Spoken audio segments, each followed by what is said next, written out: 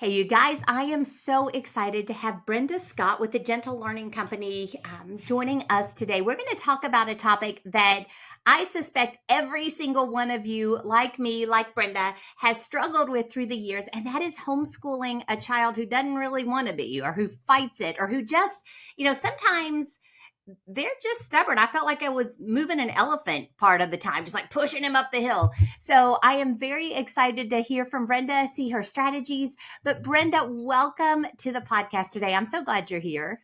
Thank you, Leslie. I'm so glad to be here. Well, I was enjoying getting to know you as we were chatting before, but for those who may not be familiar with you, why don't you tell us a little bit about yourself and your family and your background so that as we start talking about this, they'll better understand where you're coming from. My husband and I have 5 kids. Three of our kids are three of our kids are adopted. Also, three of our kids have graduated from homeschool. So we have two biological sons, and then an adopted son, and then two adopted daughters. And our three boys, who are our oldest, have all graduated. Two are in college. One's in the Army. I'm still homeschooling our 16-year-old daughter and our 13-year-old daughter. So I've been That's homeschooling a really long time. Yeah. Yeah. Well, and it was so exciting for me. And I want to stop here because I think that everyone probably has the same emotions that I did. I was so afraid because of some of the struggles, and especially my two oldest are boys as well. And I think that's a whole special category, moms Yeah. homeschooling boys in high school.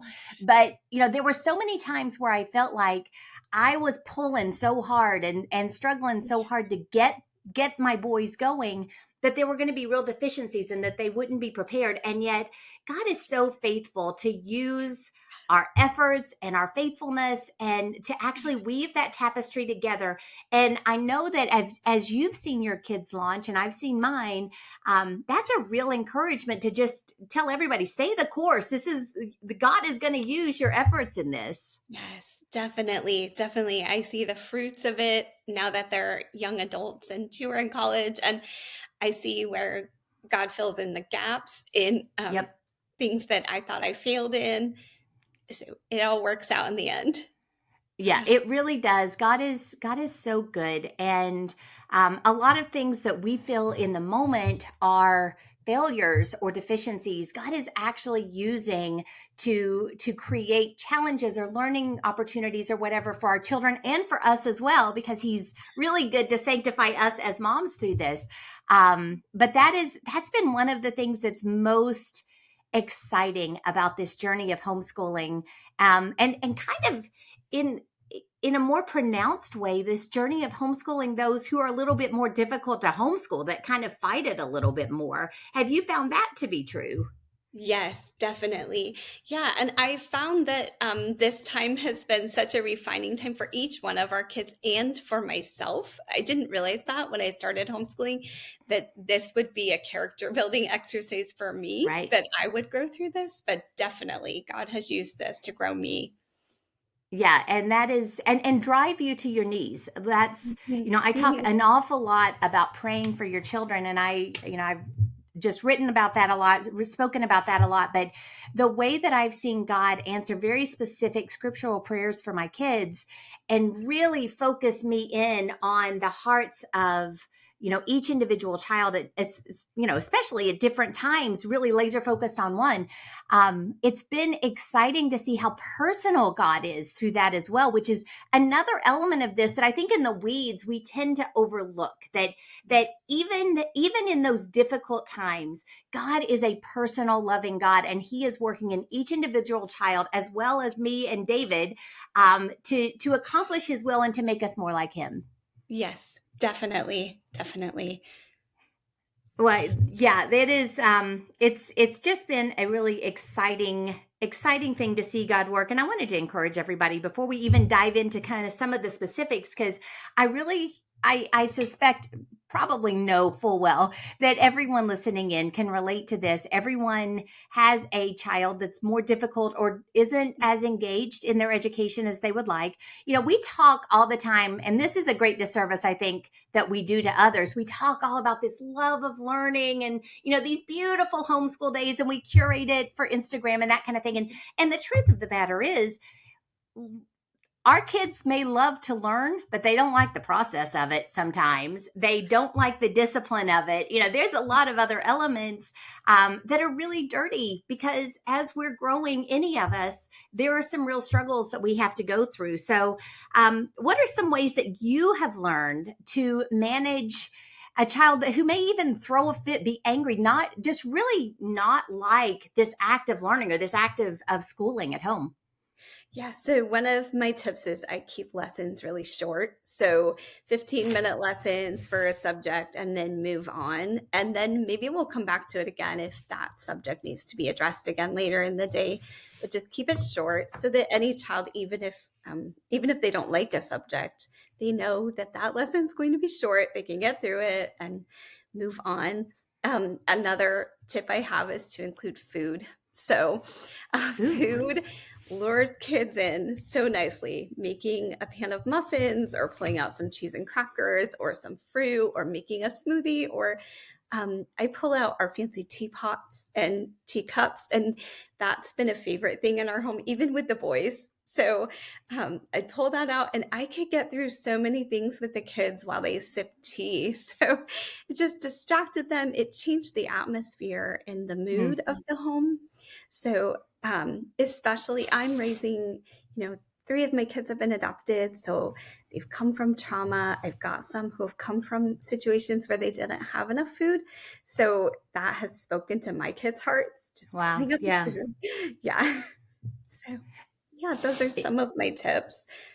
Yeah. That is, yeah, I love, and with the short lessons, especially, kind of another twist on that I found was really, really beneficial was we grouped as many things together in conversational ways, Mhm. where it was more discussion based. It was more, again, there was a lot of food around. There was, we love tea. We love just kind of sitting. I have a room in the house that is used for nothing most of the time. It's called my fancy office. It's really the formal living room, but that's where we would go and read history and literature and just cuddle up. And when you focus a lot on those times, there's so much learning happening, but it feels so natural and laid back that when you get into those more stair step subjects, the subjects that really require the most individual time, um, you're able to really surround those with more pleasant learning experiences for those kids that just don't like the discipline of sitting at a desk or with a clipboard or whatever it is to do those stair step things. Right, right. Yes. And then in our home, we also have learned that each of us parents has strengths and that Hmm. so I majored in English in college. And so math is not my joy. I don't love it. And when I had kids who, had fits about doing math, that was really hard for me to have the patience I needed for that because I didn't love the subject either. But my husband graduated with a degree in electrical engineering, All and right. we decided that he would be the math guy. He would be the math teacher for our kids. And he started several years ago teaching math early in the morning before he started work. So our kids have had to wake up early for many years now, but that's Yeah. okay. That's our culture here. Well, and it's a good discipline. There's nothing wrong with that. And Yeah. the way that you even noted that's your culture there. That Yeah. one of the beauties of homeschooling is your culture may look different than ours or someone else's, and it has so much to do with the natural rhythm of your family and when you function best or what your reality is or what season of life you're in, and really leaning into that rather than focusing on what you think others expect of you or whatever takes a lot of the friction away when you're dealing with those children who are really fighting it. When you can lean into a more natural rhythm with them, it helps so much. If you found that to be true. Yes, definitely, definitely. I also need to check my heart and see, am I giving this day to God, or have I Mm-hmm. scheduled it out so perfectly that I think that, my plan is the way everything should go, and this child is a distraction from my plan, my ideal. Um, I have to check my heart and hand it over to Right. God and just pray about that. Absolutely. Mhm. Absolutely. Well, what about, sometimes you may find yourself in a situation where not only do they not really like homeschooling, like they're fighting it, but they're also really being disruptive. They're making it difficult to even focus on the other kids. How have you dealt with that reality through the years in a loving, godly, discipleship focused way? But also, I mean, you got to go for their heart, but there's also definite immediate changes that are going to need to happen as well. Yes, definitely. I have faced that. So, one of the things I've done is to immediately change what we're doing. And that can feel like defeat, like we're just giving in to the child who doesn't want to do that subject. But I don't think it's that. I think we're trying to win our child back to make it a successful time. So, for me, especially when our boys were little, I would suddenly say, "Get on your rain boots. We're marching around the backyard. We need to go on a hunt for a slug," or something silly. It might even be something pretend we're out there looking for or whatever. Um, so I would just distract them and then change the subject. Also, getting some physical activity in Yeah. really helped, especially with my boys. And then I'd bring them back and we'd start over. So I feel like we were more successful then. And Yes. then we also had a miniature trampoline. And so sometimes I'd say 10 jumps on that, or let's do some jumping jacks real quick, guys. Because I could see that a child's brain needed to be reset, kind of like when we have to restart our computer. It's like that, Mm-hmm. you know? So that's one of the things I've done. I've also used time ins. So I taught my kids that baby penguins sit on the feet of their parents. And Good. sometimes a specific child needs to sit, right next to me. And so that's one of the things I've done. And then also, some kids are just more fidgety than others. And so I allow it. I get silly putty or some quiet building toy or something that they can use, a craft. And I let them fidget. They actually understand and hear what I'm saying so much better when they're allowed to do that. So, Yeah. yeah. Yeah. And, to your point about exercise, yeah, I found that to be the case as well, where, when my kids were young, there were a lot of times when I would be like, just go run 3 laps around the house and come back in, or go jump on the trampoline for 20 minutes, or go shoot baskets or whatever. And what I didn't know at the time that I've since studied out is that for a child to get 20 minutes of activity, it reboots their brain and makes them able to concentrate more effectively for like 3 hours after that. So it is so powerful. Even, I mean, science backs this up. So when you take those detours, when you give those breaks, our kids are programmed to be active. And when we actually set up our day around that, we are setting them up for success in just a way. Again, we have the flexibility to do this at a time when the traditional schools are removing activity. We're able to actually lean into the physiological, emotional, intellectual benefits of activity, and it's so good for them. Definitely. Yes. Yeah. Yeah, definitely. I've also used incentives with my kids. So our boys, I didn't give them the video game time they wanted, or watching movies, or as they go older, using cell phones. Even we don't even pull them out until our schoolwork is done. Yeah. So that's something I did just yesterday. I used this with my daughters. I knew they have a vintage ball coming up. They really wanted to look online at dresses, but they also have a debate tournament coming up in January. And I knew that they didn't understand the cases very well, and we needed to focus on that. So I said, after, we get Yeah. through debate, then we can look at dresses. So I Well, use, and there's a real character issue in that as well, because as an yeah, adult, you have to do the stuff that you're required to do first. You can't just always do the stuff that you want to. And so we really are training adults as we are homeschooling them. We are training them to have the life skills to order their days in the right way. Another thing that I did that I was thinking of as we were talking was, a lot of times when I would find particularly disruptive, or a lot of friction was building up with one or all of my, I mean, any child is apt to go down this route. I would break. I would do math camp, or I would do a unit study, or again, just a mix up in the way that we're doing things that really breathed a lot of life into our homeschool, but not just for the kids, because I found that I would get as bored as they did with the same old and fighting the same old battles. And so sometimes even I needed those mix ups, because it allowed for a lot of bonding. Again, I talk about heart schooling around here all the time. With a heart school approach, you're always looking at what's going to give you the strongest relationship, the best view into their heart to shape them into the Christ followers that God has called them to be. Those mix ups a lot of times give you a lot of opportunity to do that, and they remove that friction that's starting, or can start to become really uh, what you think of when you think of your homeschool. You just start thinking about that friction, and that's not at all what you want to have. Right. Definitely. Yeah. Yeah.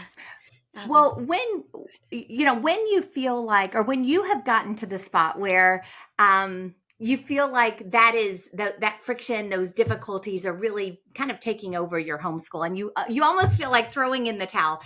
yeah. I would mix things up a lot. What kind of things did you do, or what do you recommend that people do? Yeah. So I definitely would say, so public school is not the answer. So we Yeah, actually that did little yellow bus, not your friend. no, we actually so with one of our kids, and full disclosure, did do public school for 3 months, and that child learned more than we wanted him to learn in Mm. 3 months time, and there was a lot to undo. So don't go that route. Take my warning. um so also, I've learned that these angry kids, the ones with the emotional outbursts, can hold it together so well during the school day in front of other people, but then they still Mm. come home and express it. So you're not really stopping that Wow. experience by sending them to school. You're just prolonging it. It's just going to happen later in the day. So it does Hmm. not really help. And also just keep in mind that that means that they think you're safe. Yeah. If they're showing those emotions with you, it really is a blessing, because they think that you're safe enough um, to do that. But I think it is okay to get help. There are private tutors to give you a break. There are different classes, sports. Just get a little break, and then you can refresh and come back. I think that's okay. We had friends who would invite over one of our boys to help build fences and paint, and he enjoyed time with their family.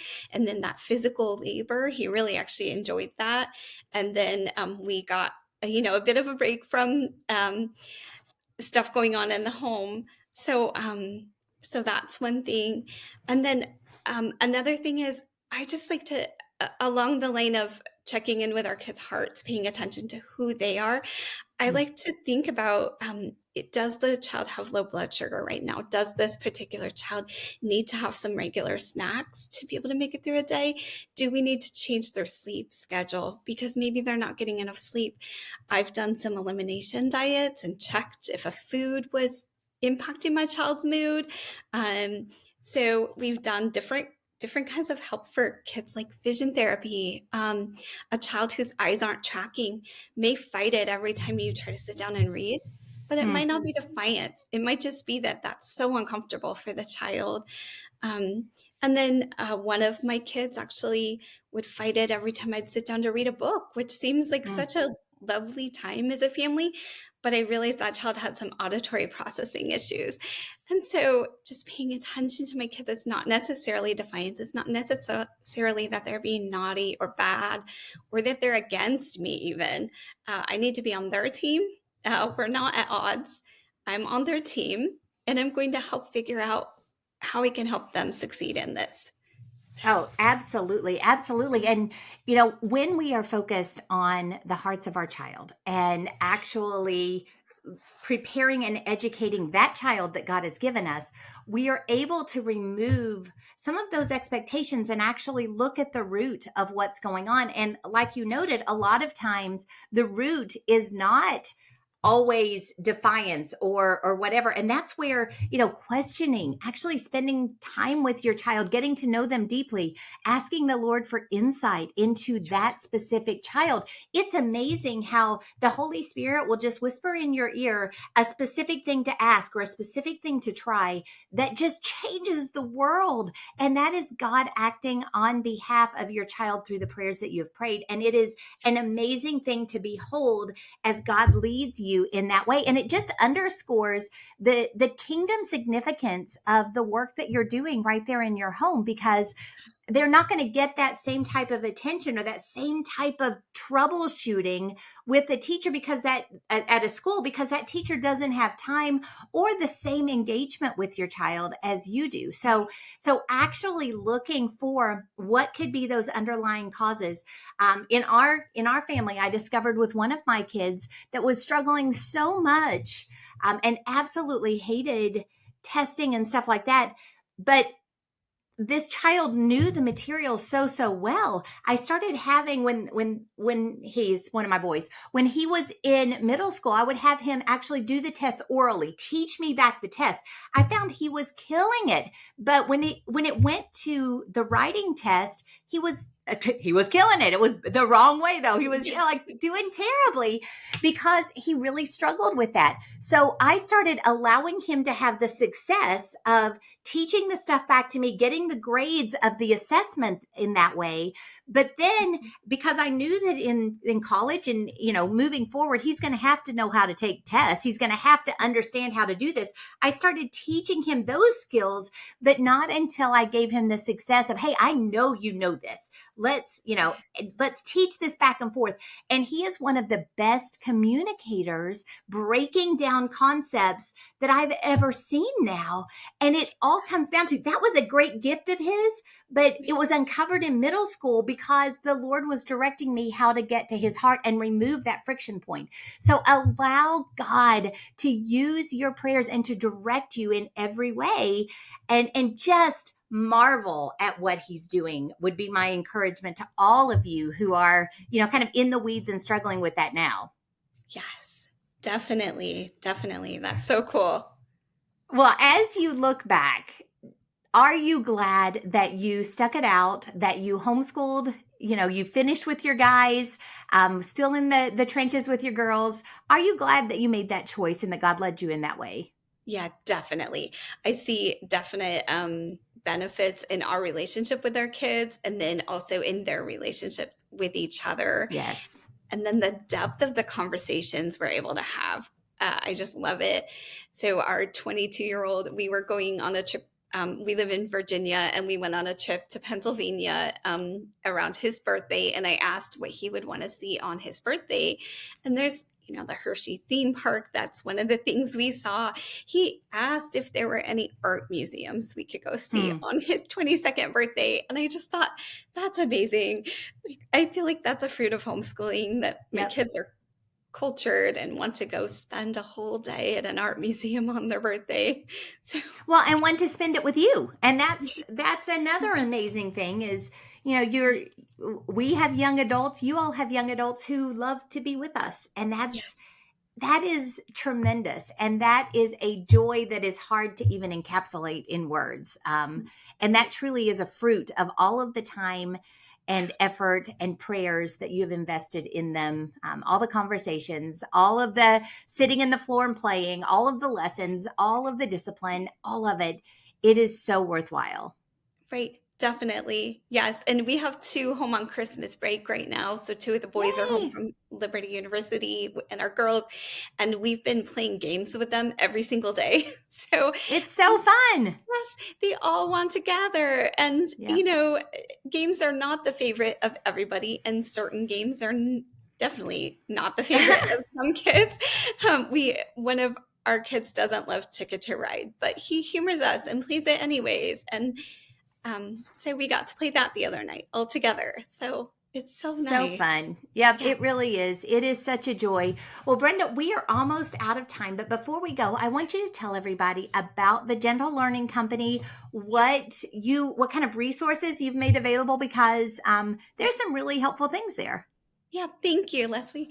So last year, I actually started a homeschool community in Lynchburg, Virginia called STAR Homeschool Community. That stands for Seeking Truth and Righteousness. And we're using Claritas Publishing Memory Work, and we're on a 4-cycle approach, which means that we're going through history chronologically. We are in cycle 3 this year, which is 1550 to 1850. And I started publishing reading plans for all the families who participate in STAR and just gave them the options of 15 different history books to choose from within that time period, and different science books, and a read aloud book for each term, or actually we go through more than one a term, but and so anyways, I decided to start publishing those for free online this year at the Gentle Learning Company. So right now, cycle 3 is available for free. I'm working on cycle 4. Cycle 2 is finished. I just need to upload it because we used it last year at STAR. And then I'll get to cycle 1. I started with cycle 2 because our family had spent a lot of time in ancient history and we were just kind of tired of it. Ready to move on? We're going to move forward a little bit. Yes. And my daughter Ruby will be graduating next year, and I wanted to get through cycle 4 with her. So makes perfect sense. Yes. Well, that is awesome. So it is, what is the URL? We'll be sure to link it as well, but it's good to hear it too. Yeah, it's gentlelearningco.com. All right. Well, Brenda, thank you so much for joining us today. It was fun to get to hang out with you, and I'm sure that it's been a great help to all who've listened in. Thank you so much, Leslie. Thank you. Well, you are welcome. To everybody else, when you are going for the hearts of your children, all of these things present opportunities for you to get to know them better, to see the Lord lead, like we talked about, to give you insight. And that just gives you more reason through the years to give him praise. So those times, those seasons that seem more difficult, those children that fight you the most, God can use them in a great way. Those strong wills, God can use that. Your job as a parent is to faithfully shepherd that, help them to bring that strong will under submission to the will of God. And you have the most time and the most opportunity of anyone. So take advantage of that. Seek God's face. Ask for wisdom to do that. If you've not read the Heart School book, I encourage you to do so because it really gives you step-by-step instruction as to how to take advantage of those opportunities. So there's a link for that in the show notes, a link to Brenda's resources in the show notes. So I hope that you'll check all of that out. I hope that I get to see you in Pigeon Forge and Branson next year. We're going to have a great time at convention. And then I'd love to get to hang out with you all year long and teach them diligently 365. So make sure you check out those resources as well. Have a great rest of your day. And I look forward to talking to you again real soon.